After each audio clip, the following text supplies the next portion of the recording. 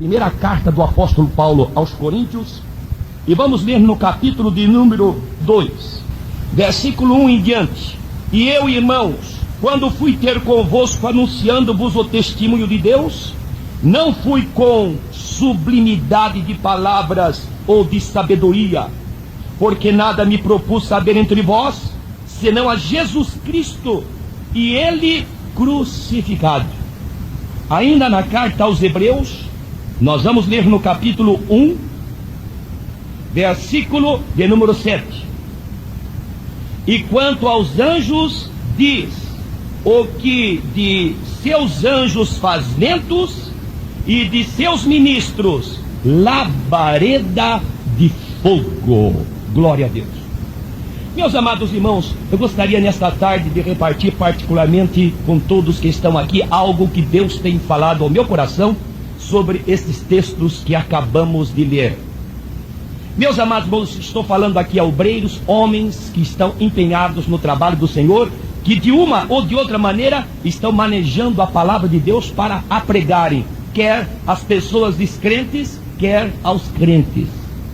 E se há uma coisa que tem chamado a minha atenção, é alguma das características bíblicas de uma pregação. Existem diversas características, mas nesta tarde eu gostaria de, com os irmãos, meditarmos em 5 características importantes que precisa haver numa pregação. Minha, tua, nossa, na igreja, no culto ao ar livre, não importa o lugar, aonde estivermos pregando, 5 coisas, entre outras, precisam caracterizar esta pregação que eu e você estamos fazendo. A primeira delas é autoridade. Autoridade, que muitas vezes tem sido confundido com autoritarismo. Autoritarismo é diferente de autoridade. Autoritarismo é eu no púlpito me expressar mais ou menos da seguinte maneira: quem manda aqui sou eu sou pastor aqui, eu falei, está falado. Eu sou uma pessoa autoritária. Às vezes não tenho autoridade, mas estou sendo autoritária. E alguns até dizem: daqui não saio, e daqui ninguém me tira. E são expressões mais ou menos assim, que às vezes nós ouvimos que lá num determinado lugar, lá em determinado canto, alguém está se expressando desta maneira. Isto não é autoridade, é autoritarismo. Afinal de contas, o que é autoridade? Meus irmãos, vamos ver que autoridade, biblicamente falando, significa, entre outras coisas, primeiro, ousadia naquilo que está falando. Abra sua Bíblia no livro de Atos, no capítulo 4, no versículo 13. Atos capítulo 4, versículo 13 diz assim: então eles, vendo a ousadia de Pedro e João, informados de que eram homens sem letras indoutos, se maravilharam e tinham conhecimento de que eles tinham andado com Jesus. Vendo a ousadia. Continuemos no verso 16, dizendo: que havemos de fazer a estes homens? Pois a todos os que habitam em Jerusalém é manifesto que por eles foi feito um sinal notório e que não podemos negar. E continua o versículo 20: porque não podemos deixar de falar daquilo que temos visto e ouvido. Havia uma ousadia. Quando aqueles irmãos, os apóstolos, pregavam a palavra de Deus, eles tinham ousadia nas palavras que pronunciavam. Ainda nesse capítulo 4, versículo de número 29, diz assim: agora pois, ó Senhor, olha para as suas ameaças e concede aos teus servos que falem com toda ousadia a tua palavra. Verso 31: e tendo orado, moveu-se o lugar em que estavam reunidos, e todos foram cheios do Espírito Santo e anunciavam com ousadia a palavra do Senhor. Ousadia, autoridade quando fala. Glória seja dada ao nome do Senhor. Mas, meus amados irmãos, autoridade não somente significa ousadia, autoridade significa idoneidade. Idoneidade para dirigir. É aquilo que São Paulo escreve a Timóteo: confia a homens idôneos, que têm autoridade, idôneos. para também ensinarem a outros. Mas também autoridade significa, meus irmãos, perícia para trabalhar. Autoridade significa Deus cumprir as palavras que saem da minha boca. Isso é autoridade. Eu prego, você prega, Deus confirma, Deus faz a obra. O povo diz: que autoridade que aquele irmão pregou a palavra do Senhor, glórias a Deus. Lembra da autoridade de Moisés, conduzindo Israel lá no deserto? Levantou-se a rebelião de Coré, Datã e Abirão. Ele admoestou aquelas pessoas que não ouviram a palavra de Moisés. Moisés deixou nas mãos do Senhor, eles também não atenderam. E Moisés abriu a boca e diz: olha, se esses homens aí morrerem, como morrem todos os homens no sentido normal, Deus não falou por minha boca. Mas se Deus fizer uma coisa nova agora, e a terra se abrir e consumir estes homens, então vocês vão ficar sabendo que Deus falou por minha boca, e que quando eu falo, Deus cumpre a palavra que dela sai. E diz a Bíblia que quando Moisés terminou de pronunciar essas palavras, a terra se abriu e consumiu aqueles homens, 250 príncipes, suas mulheres, seus filhos e tudo quanto tinham, porque havia autoridade naquilo que saía da boca de Moisés. Eu vejo essa autoridade na vida de Paulo, irmãos, que pregando a palavra para o procônsul Sérgio Paulo, havia um perturbador, o Elimas, o encantador, o Bar Jesus, que estava tentando perturbar a pregação. E Paulo pregava e o homem perturbando. Quem sabe mais ou menos ele pregando: Jesus é bom, é mentira, Jesus é o Salvador, isso é conversa, papel aceita tudo. Mais ou menos seria assim, quem sabe? Perturbando. E Paulo pregando, o homem interessado em ouvir, e o camarada ali perturbando. Mas Paulo olhou para aquele homem e disse: ó filho do diabo, até quando não vai deixar de cessar de perturbar os retos caminhos do Senhor? Eis aí contra ti a mão do Senhor, e vai ficar cego por algum tempo. E ele terminou de falar, o homem ficou andando às apalpadelas porque não estava enxergando nada. Autoridade. A respeito de Samuel, a Bíblia diz que Deus não deixava cair nenhuma palavra por terra, mas o que ele falava, Deus cumpria infalivelmente. Irmãos, isso é autoridade. Glórias a Deus. É eu e você estamos dirigindo o culto, não importa o lugar, mas quando eu falo, existe ousadia. Quando eu falo, existe idoneidade. Quando eu falo, existe perícia, sabedoria na maneira como eu estou transmitindo. Autoridade é cumprimento de Deus naquilo que eu estou pronunciando, e você também, glórias a Deus. Primeira característica de uma pregação bíblica, genuinamente pentecostal: autoridade. O ensino de Jesus, todos se admiravam, sabe por quê? Ele ensinava com autoridade. Que autoridade? Era a autoridade que tinha Jesus, glória seja dada ao nome do Senhor, cuja autoridade Ele deu a mim, deu a você. Porque, irmãos, de ouvir de falar de religião, o mundo está cheio. Mas quando uma pessoa, um homem, um obreiro do Senhor, abre a boca com autoridade, o povo gruda os olhos, abre os ouvidos e diz: esse homem está falando com uma autoridade que não é dele, glória a Deus. Pode ser loucura, mas irmãos, é loucura para os que perecem, mas para nós que somos salvos é o poder do Senhor, glórias a Deus. Primeira característica de uma pregação bíblica: autoridade, que também significa autoridade moral, porque eu falo e o povo sabe que eu estou vivendo aquilo que eu estou falando. Então vão respeitar e vão ouvir, porque existe eco nas minhas palavras. Porque antes de falar, eles já viram que eu estava vivendo. E é o que fazia Jesus. Antes de pregar, ele vivia. Atos capítulo 1, verso 1 diz que ele fazia e depois ensinava. Fazia e depois ensinava. Amém? Primeiro ponto: autoridade. Segundo ponto, meus amados irmãos, de uma pregação bíblica, é a graça de Deus.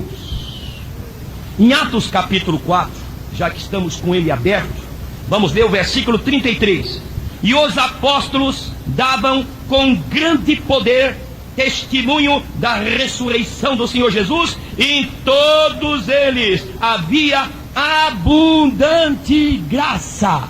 Abundante graça. Irmãos, Jesus, quando estava no seu ministério, tinha duas coisas que caracterizavam a sua pregação. Ele era cheio de graça e de verdade. Graça e verdade. Precisamos ter as duas coisas. Se tivermos verdade e não tivermos graça, pregamos a Bíblia com todos os versículos certos, com todas as mensagens certas, mas não existe graça. O povo ouve e a mensagem fica sem graça, porque não tem a graça.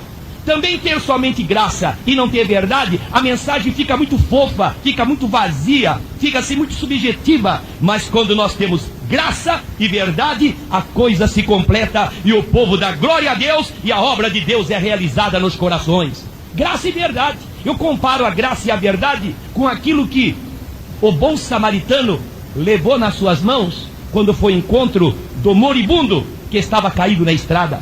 Lembra-se da palavra do bom samaritano? O homem descia de Jerusalém para Jericó, caiu na mão do salteador, roubou tudo quanto ele tinha, deixou o homem caído na estrada como morto. O sacerdote passou, não deu a mínima confiança. O levita também não lhe deu nenhuma confiança, passou de largo. Mas o samaritano, um homem que nem era dali, era um estrangeiro, estava de viagem, viu o homem caído na estrada. Quem sabe o homem levantou a cabeça pedindo socorro. O samaritano ficou movido de grande compaixão, desceu da sua cavalgadura e tinha 2 mãos ocupadas, vinho e azeite. E quando ele chegou junto àquele homem, agachou junto a ele, o homem sangrando, cheio de vergões, eu acredito que ele deve ter passado o vinho, que seria como se fosse um álcool. O homem deve ter gritado, deve ter doído mais ainda, mas logo tinha o azeite, irmãos, para abrandar aquelas dores. Glória a Deus. Graça e verdade. Falamos a verdade com a graça, e na graça de Deus nós usamos a verdade. É graça, verdade, verdade e graça. Graça e verdade, verdade e graça. Irmãos, a graça de Deus na nossa vida. Numa pregação bíblica, o obreiro, aquele que vai pregar, tem que estar cheio da graça. Louvado seja o nome do Senhor. Terceira característica de uma pregação: ênfase no nome de Jesus. Meus amados irmãos, o trecho bíblico que lemos aqui, Paulo está escrevendo aos Coríntios: nada me propomos saber entre vós, não quero saber de outro assunto, a não ser Jesus Cristo e este crucificado. Irmãos, ênfase no nome de Jesus. Uma pregação pentecostal, irmãos, é Jesus do começo ao fim. Vamos ver como foi a primeira pregação pentecostal. Abra livro de Atos capítulo 2. Atos capítulo 2, verso 22. O pregador é Pedro. O dia é Pentecoste. O auditório é milhares, praticamente 3.000, quem sabe mais pessoas. Milhares de pessoas estão no auditório. Pregador é Pedro. A pregação cronometrada talvez deve dar 5 minutos, 10 minutos. Mas qual era o conteúdo da pregação? Atos capítulo 2, versículo 22. Vai começar a pregação. Varões israelitas, escutai estas palavras. 2 pontos. Começa agora a pregação, depois de 2 pontos. Primeira palavra: a Jesus. Primeira palavra da pregação. E ele vai pregando. No verso 36 está terminando a pregação. Saiba, pois, com certeza toda a casa de Israel, que a esse Jesus, a quem vós crucificastes, Deus o fez Senhor e Cristo. Começou com Jesus e terminou com Cristo. Pregação bíblica, pregação pentecostal, é Jesus Cristo, do começo ao fim. Glória seja dada ao nome do Senhor. Isso não quer dizer, irmãos, que nós pregamos a mensagem de hoje, amanhã pregamos Jesus na cruz, depois de manhã Jesus na cruz, e repetimos sempre aquele texto. Não, nós podemos pregar Jesus Cristo de tantas maneiras. Olhando na Bíblia de Gênesis e Apocalipse, irmão, a gente prega Jesus de tanta maneira. A gente vai no livro de Gênesis, por exemplo, a gente prega Jesus como a semente da mulher. Dali a pouco nós vamos para o livro de Êxodo, nós pregamos Jesus como o sacrifício pascal.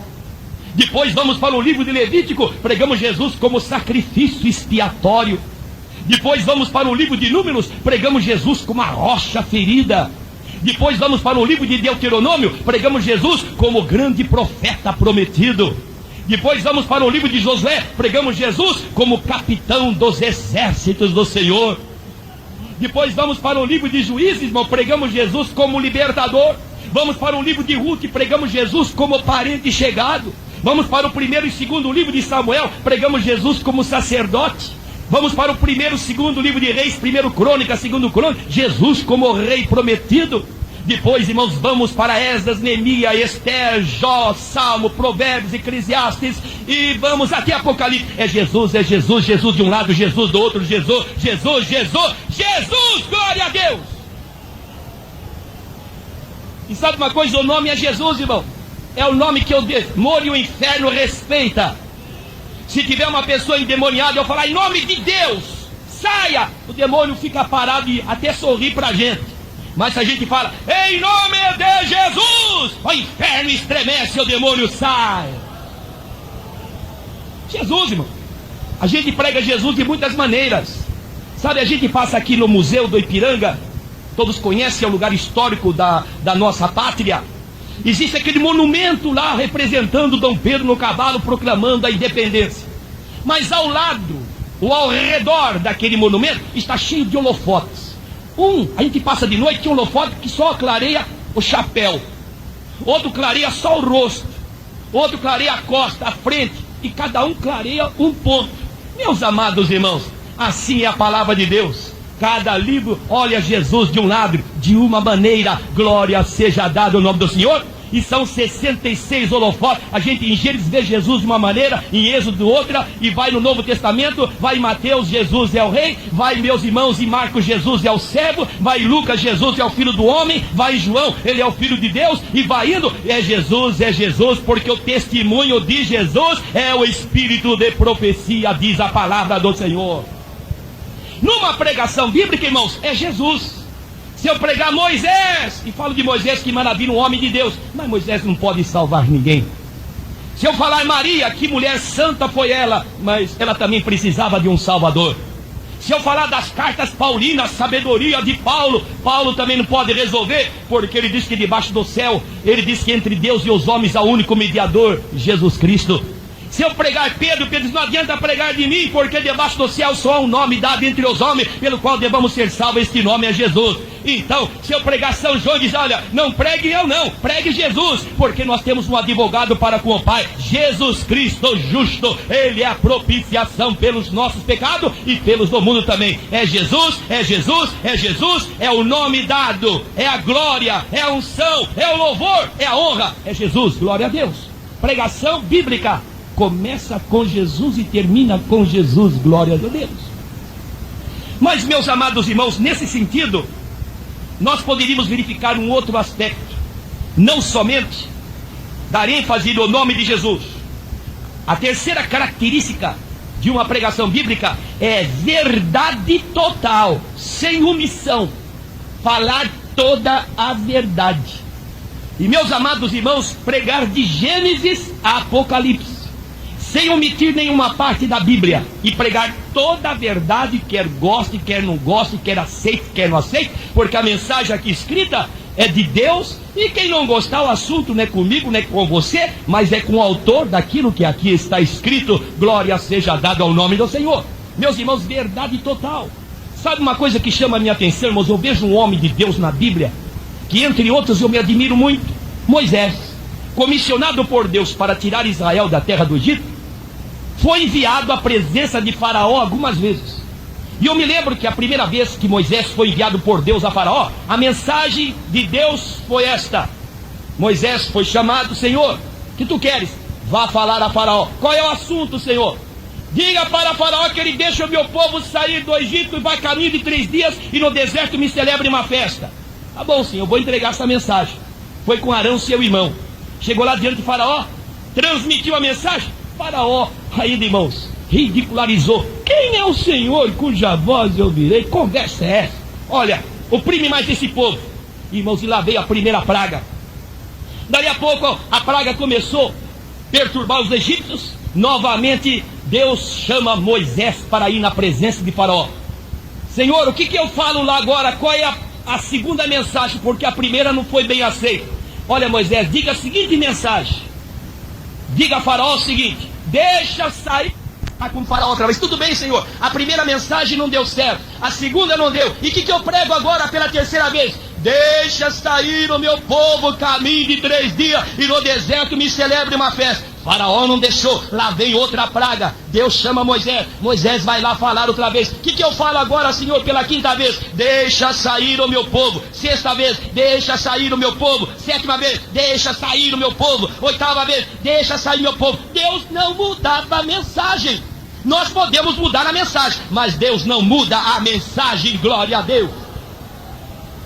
Ainda que os pregadores comecem a pregar evangelho leve, suave, não faz mal, tá bom, assim mesmo, não precisa muita santificação não, a porta agora é mais larga, não tem problema, Deus quer o coração. Esse negócio de cabelo comprido para homem, curto para mulher, esse negócio de mulher se pintar e homem andar de cabelo comprido, essas roupas escandalosas, não, Deus não está preocupado, Deus quer o coração. Não perca culto e contribua, tá tudo bom. Sim, ainda que os pregadores caem em espírito e comecem a pregar evangelho leve e suave do não faz mal, Deus continua dizendo: deixa sair o meu povo, deixa sair o meu povo, deixa sair o meu povo, deixa sair o meu povo, deixa sair o meu povo.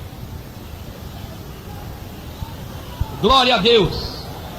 Meus irmãos, Deus não muda a sua mensagem. Ele é o mesmo ontem, hoje e eternamente. Eu, o Senhor, não mudo. Ó bichinho de Jacó, eu continuo o mesmo. Não adianta nós alargarmos a porta, porque ela continua estreita do mesmo jeito. Mas, meus irmãos, estou me lembrando de Jonas. Todos conhecem a história, estou relembrando. Enviado por Deus para pregar contra a cidade de Nínive. Senhor, o que é que eu prego lá? Qual é a mensagem? Prega a mensagem do arrependimento. Ainda 40 dias e Nínive vai ser subvertida. Prega a maldade dela, fala da maldade dela. Tá bom, mas só que não foi. Foi por caminho diferente. Desceu, 5 vezes desceu. Desceu para a cidade, desceu para o porto, desceu para o navio, desceu para o porão do navio e desceu para o ventre do peixe. E só se levantou quando orou, Senhor, e clamou no ventre do peixe. Deus vai lá e vomita ele. E vomitou ele lá na praia, e dali ele andou um bom tempo ainda. Porque, irmãos, de Nínive até a praia, não sei qual foi. Eu não sei se foi no Golfo Pérsico. Se foi no Golfo Pérsico, ele teve que andar dias para chegar em Nínive. Eu não sei se foi no Mediterrâneo. Se foi ali, ele teve que andar dias, porque, irmãos, é longe Nínive da praia. Alguém diz, Deus mandou peixe vomitar ele na cidade. Não, irmão, a cidade estava muito longe. Ele andou muitos dias. Depois que ele foi vomitado, o Senhor, tá bom, agora eu vou pregar, porque eu não quero mais parar no ventre do peixe. Qual é a mensagem nova do Senhor agora? Uma mensagem moderna para aquele povo. Não, Jonas, é a mesma pregação que eu te disse. Eu não mudei não. Meus amados irmãos, a mensagem de Deus não é mensagem moderna não. O método pode ser moderno, mas a mensagem não muda. Nós mudamos métodos, usamos a tecnologia. Eu creio que se Paulo, o apóstolo, estivesse vivo nos nossos dias, irmãos, ele estaria usando todos os meios de divulgação.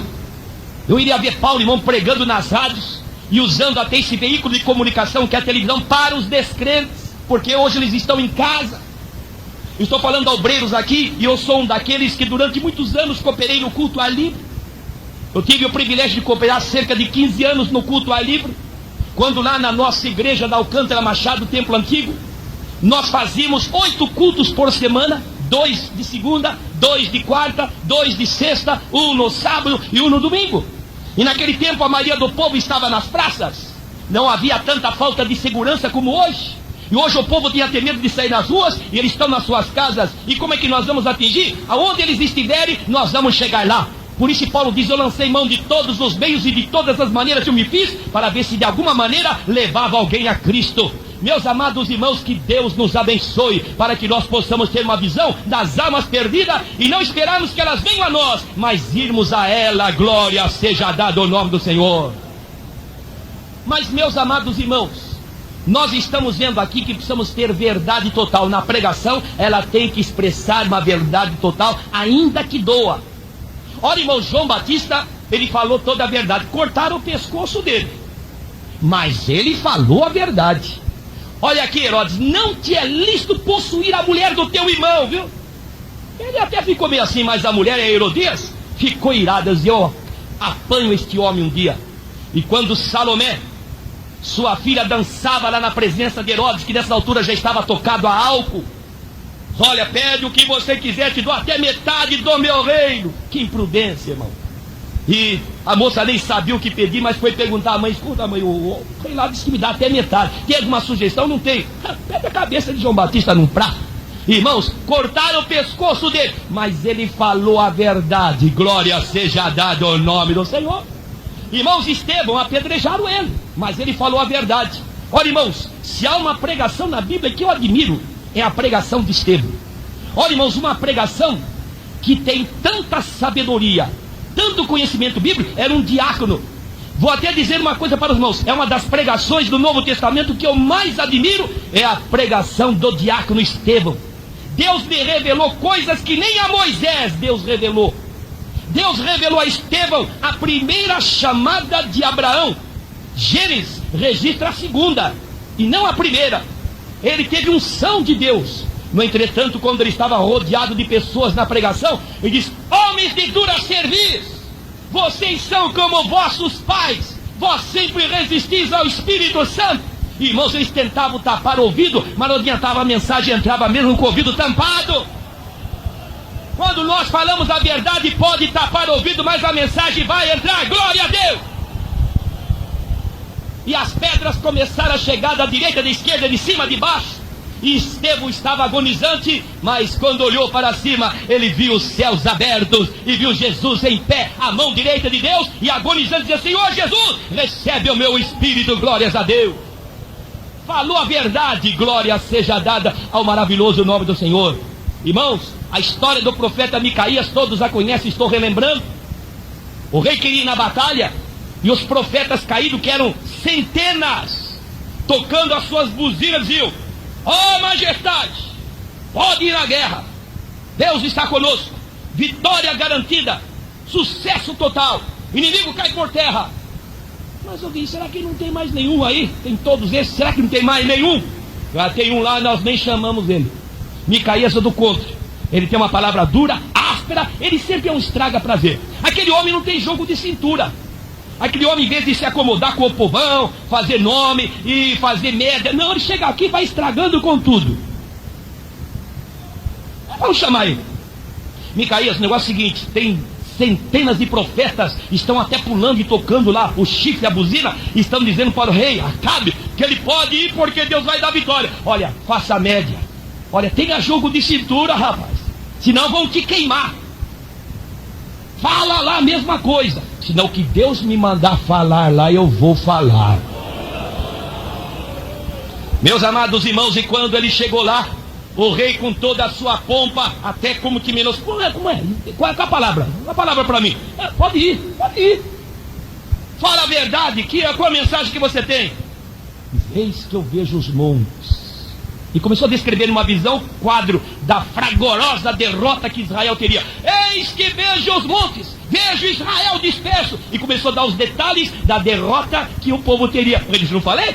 Isso daí, não tem jogo de cintura, está sempre queimado, está aí na prateleira, porque se ele ficasse na média, ele teria que ter posição. E tem gente, irmãos, que por causa da posição fica fazendo média com esse e com aquele, se omite da verdade, fica fazendo média com a igreja, porque tem uma família importante, não quer falar a verdade. Irmão, fala a verdade em nome do Senhor. Sabe o que vai acontecer? Vão te chamar de fanático. Vão te chamar de fanático. Já não te chamaram de fanático algumas vezes? Porque hoje, meus irmãos, quando alguém procura zelar pela doutrina e falar a verdade, ele ficou fanático. Ele não tem jogo de cintura. Mas acho que Micaías estaria para nos dar um exemplo muito grande. Fale a verdade, aconteça o que acontecer. Morra, mas fale a verdade. Morra, mas fale a doutrina. Morra, mas instrua o povo. Morra, mas deixa o povo instruído a respeito da vontade do Senhor. Não se omita, irmão. Glória a Deus. E eu disse: não falei, esse homem estraga prazer. Ele podia até ter posição no meu reino, quem sabe, uma linguagem nossa. Ele seria até presbítero aqui. Vai desse jeito aí, não vai alcançar nunca nada. Já seria até pastor aqui na nossa igreja. Mas é do contra, ele não joga no nosso time, como diz a linguagem aí do povo. Ele não veste a nossa camisa. Ele é do contra, não tem jogo de cintura. Ele podia ser mais maleável, é inflexível. É melhor ser inflexível, irmãos, e falar a palavra de Deus, goste ou não goste, glórias ao nome do Senhor. São Paulo diz assim: se eu estivesse agradando aos homens, eu não seria servo de Cristo. Agrade a Deus, irmãos, e deixa acontecer o que acontecer, Deus se responsabilizará. Esse homem não conta, põe na cadeia, só dá pão e água para ele. E quando eu voltar, vou ver o que é que eu faço com esse homem. O profeta diz: se tu voltares aqui em paz, Deus não falou por minha boca. Sabe uma coisa? Ele nunca voltou porque morreu lá no campo de batalha. Fale a verdade, glória seja dada ao poderoso e santo nome do Senhor. Meus irmãos, falar a palavra com verdade total. Existem algumas figuras da Bíblia que eu gostaria ainda aqui rapidamente mencioná-las. Falar a palavra, ensinar a palavra, é, como diz o livro de Provérbios, capítulo 25, verso 11, que vamos ler, figuras, para ilustrar a nossa mente sobre este assunto tão importante.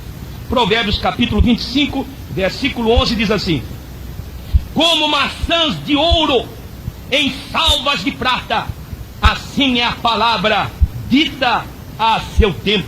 Maçã de ouro em salva de prata. Maçã, todo mundo sabe, fala de alimento. Maçã de ouro. Ouro aqui representa a palavra. Em salva de prata. Prata fala da redenção. Falando da palavra sobre a redenção. E dentro, meus amados irmãos, desse alimento glorioso que o povo precisa ouvir. Maçãs de ouro em salva de prata. O povo vem para o culto, irmãos, esperando que nós venhamos servi-lo a ele. O que? Maçã de ouro em salva de prata. Dito do tempo, o povo diz: glória a Deus, Deus falou comigo hoje. Oh, Deus me visitou, Deus me tocou. E o povo sai dando glória a Deus da reunião, porque houve um banquete. Qual foi o banquete? Maçã de ouro em salva de prata. Glórias ao nome do Senhor. Mas há uma outra figura que está no livro de Deuteronômio, no capítulo 32, versículo de número 2, conhecido, mas vamos ler nesta oportunidade. Deuteronômio 32, versículo 2. Diz assim: goteje a minha doutrina como a chuva, e destile o meu dito como orvalho, como chuvisco sobre a erva, e como gotas de água sobre a relva. Gotejar, destilar, chuviscar. Meus amados irmãos, e a gente vê essa chuva que cai em São Paulo às vezes, aquela devagarzinho, ela, irmãos, vai molhando, vai penetrando. É a chuva, irmãos, que mais penetra. Porque quando vem o temporal e a água passa assim, e ela vai embora logo e não dá tempo nem de penetrar. A penetração é pequena. Mas quando chove, irmãos, o dia inteiro aquela chuvinha miúda, aquele chuvisco, vai molhando, vai penetrando. Não dá nem para escorrer, mas vai penetrando, vai penetrando. Goteja a minha doutrina. Goteja a minha doutrina. Cai um pouquinho hoje, cai um pouquinho amanhã, e no outro culto, e na outra semana, e vai indo, e vai indo. Dali a pouco, irmãos, está tudo molhado. Glória ao nome do Senhor. E o povo está dentro da doutrina da palavra do Senhor. Falar a verdade é ensinar a doutrina. Ensinar a doutrina, irmãos, não é dizer precisa isso, você precisa isso. Gotejar, gotejar. Água mole em pedra dura, bate até que fura, diz um ditado aí fora. Pois a palavra de Deus, ela cai um pouco hoje, cai um pouco amanhã, cai depois da manhã e vai caindo. Dali, irmãos, a pouco o povo está dentro da palavra do Senhor. Aleluia! Para todo propósito debaixo do céu há um tempo e modo. Irmão, se dependesse de nós, a igreja tinha que ser alterada de um dia para outro. Irmão, você não pode fazer assim. Irmão, você não pode fazer assim. Você não pode. Mas, irmão, se dependesse de mim e de você, já nem igreja existiria mais. Mas essa obra é do Espírito Santo. É o Espírito Santo que fala no coração. É o Espírito Santo, irmãos, que vai transformando de glória em glória.